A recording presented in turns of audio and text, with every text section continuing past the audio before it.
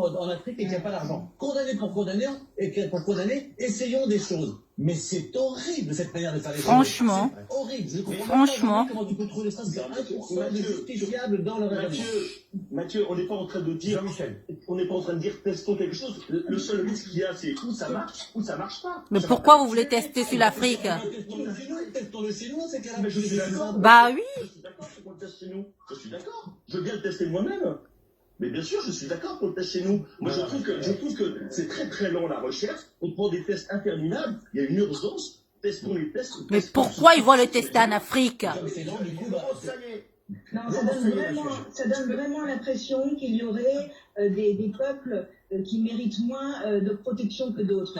Qui dit test dit risque. Il y a toujours des risques dans un test, notamment des vaccins. C'est pas anodin. Et ça veut dire qu'on soumet à des risques une population parce que, soi-disant, elle a moins de moyens pour se protéger. Moi, je trouve ça totalement immonde. On teste les choses, oui, mais pas parce qu'on estime éventuellement qu'une population mérite moins d'attention qu'une autre. Il n'y a pas de Voilà. risque. Il n'y a pas de risque. C'est juste le risque d'être. Va te faire foutre, toi. Qu'est-ce que t'en sais, toi?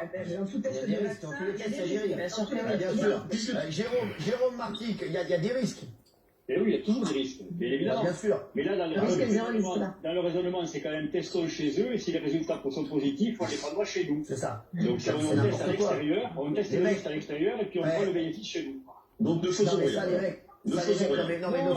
Toi, tu la fermes. Non, mais les mecs, on peut pas Raciste, va.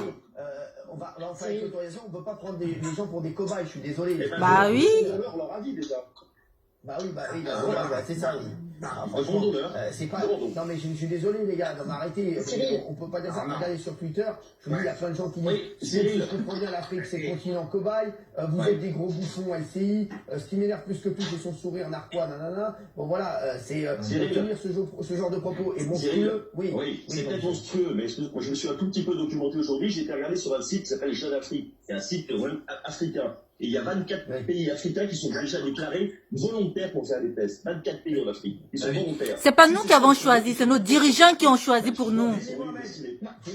Non, mais ils acceptent pourquoi? Parce qu'ils sont au pied du mur, on n'a pas d'alternative proposée. Si on leur proposait une aide financière, un soutien, à ce moment-là, ils refuseraient. L'épicentre de, désormais, l'épidémie, elle est européenne. Nous sommes le vecteur de la maladie. Au lieu de tester chez nous, on va se dire, bah tiens, on va tester chez les Africains, puisque demain, vous savez comment ça va se passer en Afrique. Vous pensez que vous allez avoir les mêmes protocoles ici? Vous pensez qu'on va expliquer aux gens les tenants, les aboutissants de toutes ces études?